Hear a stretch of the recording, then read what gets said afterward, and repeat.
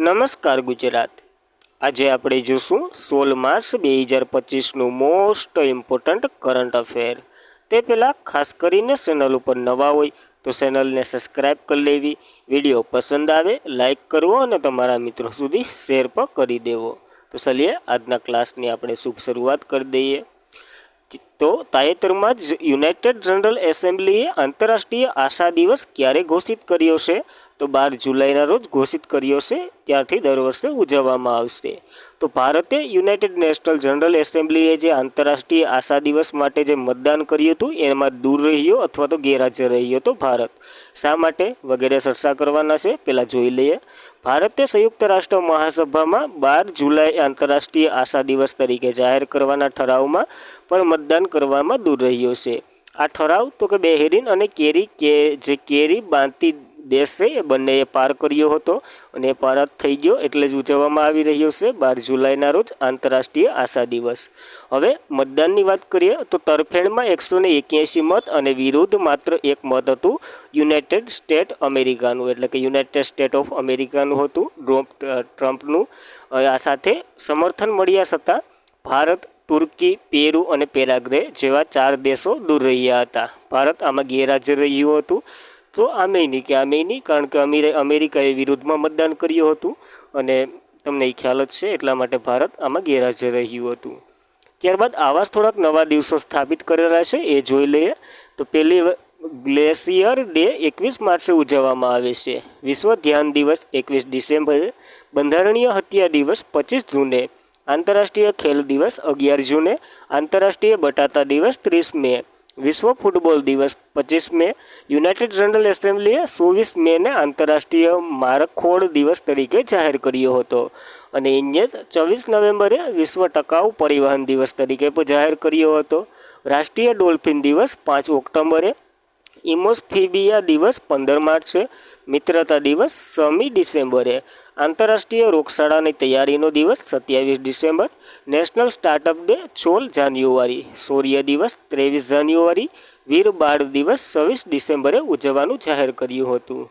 Partition ઓસ્ટર memorial day 14 August, આદિવાસી ગૌરવ દિવસ 15 November, ભાલાફેંક દિવસ 7મી August, આંતરરાષ્ટ્રીય મહિલા ન્યાયાધીશોનો દિવસ 10 માર્ચે, રાષ્ટ્રીય અવકાશ દિવસ 23 ઓગસ્ટ, સંભાળ અને સહયોગનો આંતરરાષ્ટ્રીય દિવસ 29 ઓક્ટોબરે, આંતરરાષ્ટ્રીય બાયોસ્ફિયર રિઝર્વ ડે 3 નવેમ્બર અને હૈદરાબાદનો મુક્તિ દિવસ 17 સપ્ટેમ્બરે ઉજવવાના આ વગેરે નવા દિવસો છે જે 2024ની હાલમાં જ જારી કરેલા દિવસો છે, ઉજવવાની તૈયારી અથવા તો નવા દિવસો પણ તમે કહી શકો એ છે।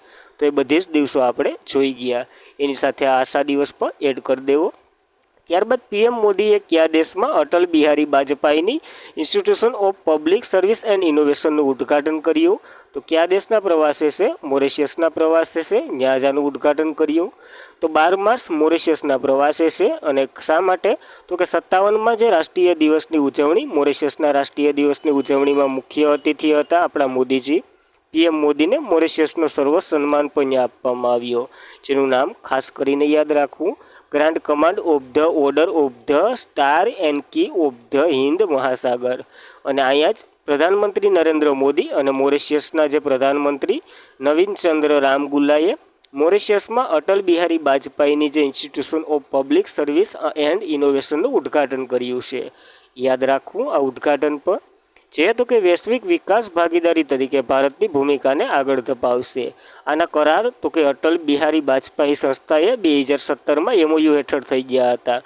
હાલ અને 4.7 મિલિયનનું બજેટ ફાળવવામાં આવ્યું, એટલે કે ભંડોળ પૂરું પાડવામાં આવ્યું, સંસ્થાને સ્થાપના કરવામાં આવી। આનો ઉદ્દેશ્ય તો કે મોરિશિયસ સિવિલ સેવક તાલીમ આપવા અને સંશોધન શાસનના સહયોગને વધારવાનું છે। તો ખાસ કરીને હાલ સુધી મોરિશિયસનું બધું જ કરંટ અફેર આમાં જોઈ ગયા આપણે। મોરિશિયસની વાત કરીએ તો કેપિટલ પ્લોટ લુઇસ છે, કરન્સી મોરિશિયન રૂપિયો છે અને પ્રમુખ તો કે ધરમબીર ગોકુળજી છે, પીએમ તો કે નવીન રામગુલામ છે। તો ખાસ આ મોરિશિયસ વિશે એટલી માહિતી યાદ રાખવી। ત્યારબાદ તાજેતરમાં જ આહાર 2025ની 39મી આવૃત્તિ ક્યાં યોજાઈ? તો નવી દિલ્હી ખાતે આનું આયોજન થયું છે। તો 4 થી 8 માર્ચ 2025 દરમિયાન નવી દિલ્હીમાં ભારત મંડપમ ખાતે ઇન્ડિયન ટ્રેક પ્રમોશન ઓર્ગેનાઇઝેશન દ્વારા આયોજિત આહાર 2025ની 39મી આવૃત્તિ, જે કૃષિ અને પ્રોડક્ટ્સ એક્સપોર્ટ ડેવલપમેન્ટ ઓથોરિટી એટલે કે અપેડાએ ભારતની કૃષિ અને પ્રોડક્ટ્સ ફૂડ શ્રેષ્ઠતાનું પ્રદર્શન કર્યું છે આ ઇવેન્ટ દરમિયાન. અને આ કાર્યક્રમ કૃષિ અને ફૂડ પ્રોસેસિંગ ક્ષેત્રમાં ભારતની કુશળતા ઉજાગર કરવા એક મહત્વપૂર્ણ સીમાસીન હાંસિલ કરે છે. તો ખાસ કરીને આ 29મી આવૃત્તિ હતી આહાર 2025ની, જ્યાં અપેડાએ એક કૃષિ અને પ્રોડક્ટ ફૂડ શ્રેષ્ઠનું પ્રદર્શન પણ કર્યું છે.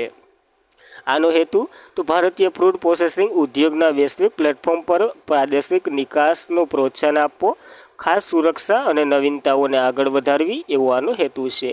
જ્યારે આ અપેડાએ સરસામર્યું છે તો એની માહિતી જોઈ લઈએ તો કૃષિ processing food products export development authority એનું ફૂલ ફોર્મ થાય છે, જે ભારત સરકારના વાણિજ્ય અને ઉદ્યોગ મંત્રાલય હેઠળ આવે છે. તે સંસ્થાની રચના 1985માં થઈ હતી અને તે કૃષિ પ્રોસેસિંગ અને પ્રોસેસ ફૂડ પ્રોડક્ટ નિકાસ, પ્રોત્સાહન અને સુવિધા માટે કામ કરે છે ભારત માટે. તો ખાસ કરીને યાદ રાખવી, કારણ કે વાણિજ્ય અને ઉદ્યોગ મંત્રાલય હેઠળ સર્વોચ્ચ સંસ્થા આ છે અપેડા.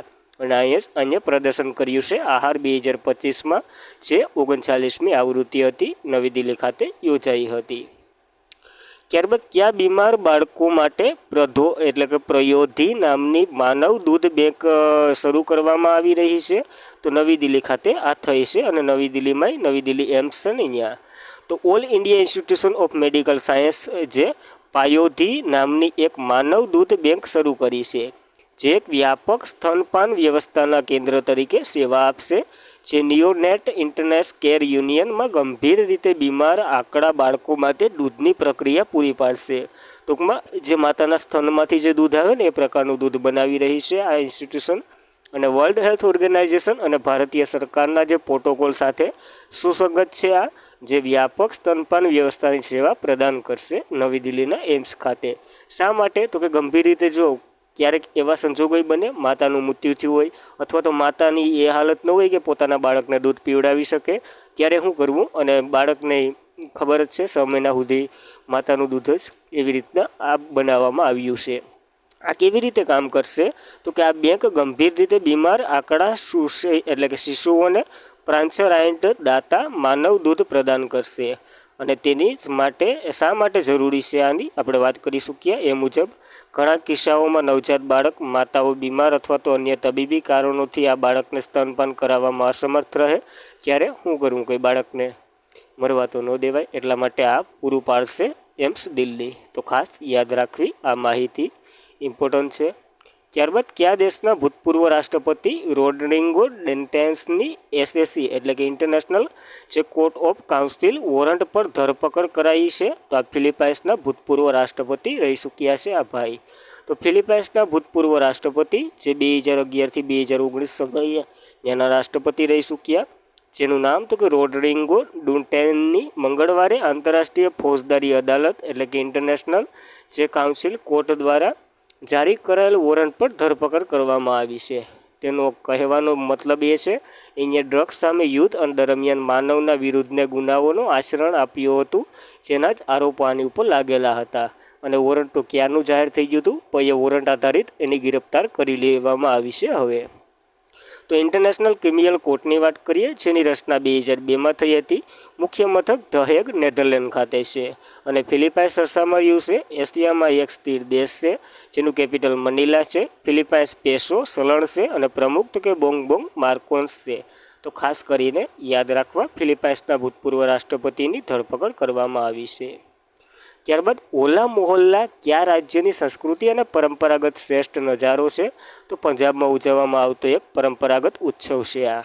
તો હોલા મોહલ્લા 3 દિવસીય શીખ તહેવાર દર વર્ષે માસ મહિનાના ઉજવવામાં આવે છે, જે સામાન્ય રીતે હોળીના હિન્દુ તહેવાર પછી 1 દિવસ પછી આ ઉજવવામાં આવતો એક તહેવાર છે, જે ખાસ કરીને શીખ ધર્મના 10મા ગુરુ આપણા ગોવિંદસિંહજીએ છે, જેને 1701માં આનંદપુર સાબિત ખાતે હોલા મોહલ્લા ઉત્સવની શરૂઆત કરી હતી. આ તહેવારમાં નગર કીર્તનથી શરૂ થાય પંજ પ્યારે દ્વારા સંચાલિત શોભાયાત્રા નીકળે છે. તેમાં વિવિધ ધાર્મિક અને સંસ્કૃતિના પ્રદર્શનો કરવામાં આવે છે વગેરે આ ટાઈપનું કંઈક ઉત્સવ છે. શોભાયાત્રામાં પરંપરાગત શીખ માર્શલ આર્ટ સ્વરૂપે ગટકાનું પ્રદર્શન કરવામાં આવે છે અને શીખનું જે મુખ્ય માર્શલ આર્ટ છે એ ગટકા જ છે. પંજાબમાં ઓલું કરવામાં આવે છે આનું પ્રદર્શન. તો એ પ્રશ્ન અગાઉ પૂછાઈ ગયો. પંજાબની વાત કરીએ તો કેપિટલ ચંદીગઢ છે, સીએમ તો કે ભગવત માન છે અને ગવર્નર ભૂત ગુલાબચંદ કટારિયા છે. તો ખાસ કરીને યાદ રાખવું, ગુલાબચંદ કટારિયા ત્યાંના ગવર્નર છે.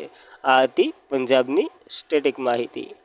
ત્યારબાદ કઈ બેંકે મહિલા ઉદ્યોગ સાહસિકો માટે કોલેટરલ એટલે કે કોલેટર મુક્ત લોન શરૂ કરી છે? હવે કોલેટર મુક્ત એટલે હું તો કે વોરંટી વગરની લોન આપશે. તો આવું એસબીઆઈએ શરૂ કર્યું છે મહિલા ઉદ્યોગ સાહસિકો માટે. તો સ્ટેટ બેંક ઓફ ઇન્ડિયાએ મહિલા ઉદ્યોગ સાહસી માટે અસ્મિતા નામની એક કોલેટર મુક્ત એટલે કે ગેરંટી વગરની ઓછા વ્યાજદરની લોન કાર્યક્રમ શરૂ કર્યો છે, જેનું નામ અસ્મિતા આપ્યું છે. તો નામ પર યાદ રાખવું. જેનો ઉદ્દેશ્ય મહિલાઓ દ્વારા વ્યાવસાયિક જે ઉધાર લેવાને અને પ્રોત્સાહન આપવાનો છે. આ પહેલ ડિજિટલ પ્રક્રિયા દ્વારા મહિલાઓના નેતૃત્વ હેઠળ એમએસએમઈને ઝડપથી ધિરાણ પૂરું પાડશે. નારી શક્તિ પ્લેટિનિયમ ડેબિટ કાર્ડ રજૂ કરવામાં આવ્યું હતું આના જ અંતર્ગત, અને જે બેંક ઓફ બરોડા ભારતીય ડાયસ્પોર્ટ મહિલા માટે ખાસ બચત ખાતું પણ શરૂ કરી રહ્યું છે આના માટે.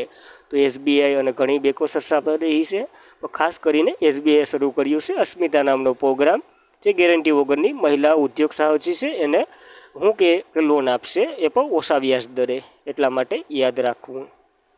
સ્ટેટ બેંક ઓફ ઇન્ડિયાની વાત કરી લઈએ, સંપૂર્ણ માહિતી લઈ લઈએ. આવી ક્યાંય નહીં ભણા હોય એની વાત કરી નાખું. 1806માં બેંક ઓફ કોલકાતા તરીકેની રચના થઈ હતી. ત્યારબાદ 1921માં બેંક ઓફ બોમ્બે અને બેંક ઓફ મદ્રાસ બંને જોડાયું હતું. કેમાં? તો કે બેંક ઓફ કોલકાતામાં. પછી bank of Kolkata, bank of Bombay અને બેંક ઓફ મદ્રાસ એ ત્રણેયનું નામ ફેરવી અને ઇમ્પિયર બેંક ઓફ ઇન્ડિયા રાખી દીધું હતું. જ્યારે 1955માં રાષ્ટ્રીયકરણ થયું અને ઇમ્પિયર બેંકનું નામ એસબીઆઈ એટલે કે સ્ટેટ બેંક ઓફ ઇન્ડિયા નામ બની ગયું હતું.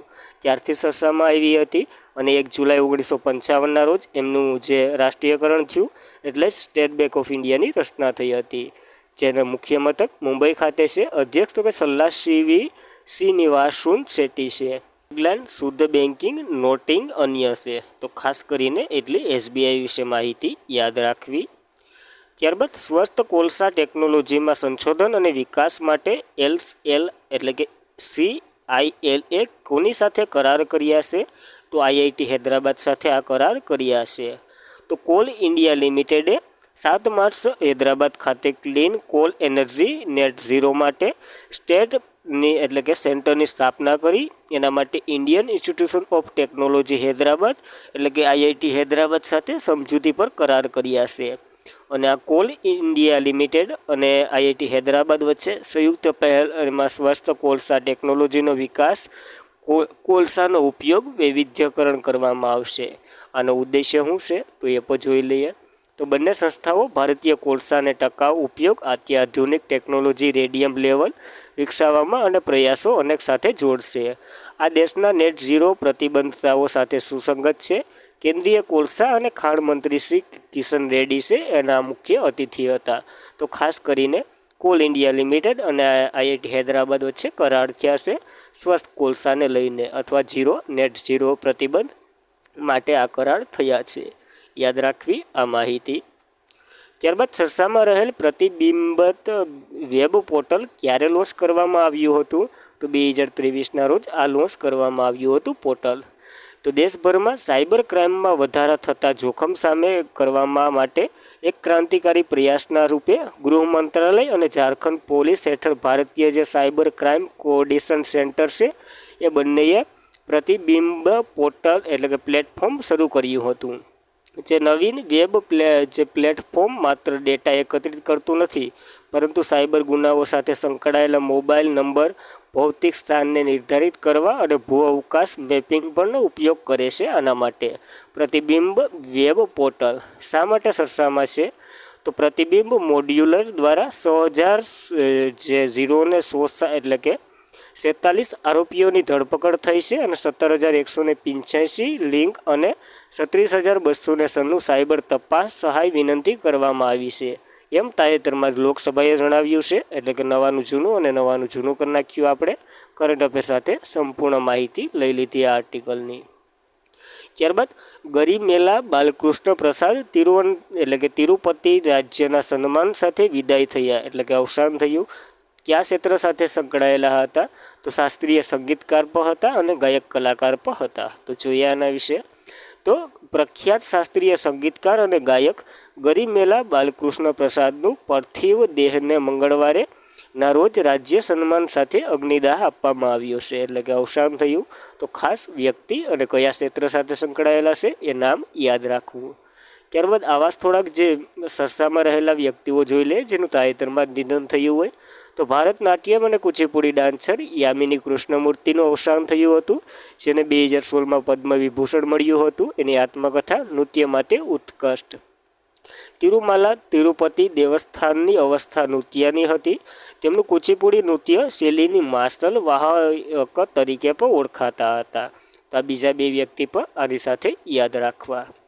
અને આજના માટે એટલું જ હતું. ખાસ કરીને ગળામાં બહુ દુખે, શરદી છે તો એ લેક્ચર લીધો, કારણ કે જો બોલાતું હાવ અવાજ થોડોક ડિફરન્સ લાગતો હોય અવાજમાં, તો એ લેક્ચર લઈ લીધો. હવે જેવું લાગે એવું બનાવ્યો. તો આજના માટે એટલું જ હતું. ખાસ કરીને મિત્રો, વિડીયો પસંદ આવે લાઇક કરવો, તમારા મિત્રોને શેર કરવો અને ચેનલ પર પ્રથમ વખત હોય તો સબસ્ક્રાઈબ પણ કરી લેવી. Thank you for watching this video. જય હિન્દ, જય ભારત.